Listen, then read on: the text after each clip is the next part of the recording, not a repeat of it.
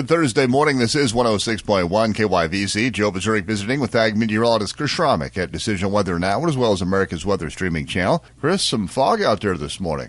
Yeah, Joe, we got a fog advisory across the entire tri-state area until noon, and we're reporting anywhere from 1/4 mile visibility to half-mile visibility, all the way from Burlington to Hill City, north to McCook, and south to Oakley. So the entire tri-state region is in that thick fog.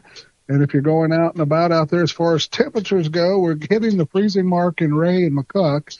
So it could be a little bit slick on particularly those bridges. And if you get into the other locations, we got 37 in Goodland, 37 in Oakley, 34 in Oberlin, 35 in Atwood, and 31 below freezing out there in Burlington. Winds are from a northwest direction at 5 to 10 miles per hour.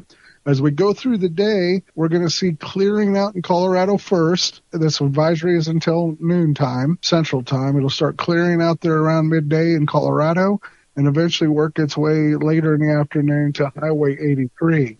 If you're east of Highway 83, you probably will not see a lot of sunshine, and your temperatures will stay in the upper 30s to around 40. You're to the west, you'll start to see them ranging from 45 degrees in the Oberlin-Atwood area all the way up into the lower 50s out there in Burlington and Ray. As far as lows go tonight, we're going to see kind of a similar thing where we've got a trough that'll come off of the Rockies the next 2 nights, and that will bring some patchy fog back to the area. Overnight lows will be in that 30 to 35 degree range.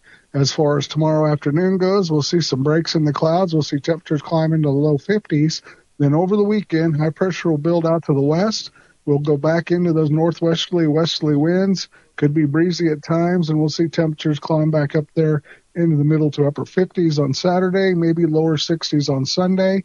Still warm on Monday, but then we've got a cold front and a low pressure that'll move through. It looks like it's going to track from Cheyenne, Wyoming to St. Louis to the upper Midwest in Iowa and Illinois and circulate cold air back over the local area. That will put temperatures from the mid-50s on Monday to the 30s on Tuesday, Wednesday for New Year's Eve and New Year. Maybe some flurries working into the area on the backside and windy conditions of that low as the snow and wintry weather move off into the northern plains in the upper Midwest. As far as temperatures go at the end of next week, it looks like we'll be back into the 40s. There's Thursday, Friday, overnight lows.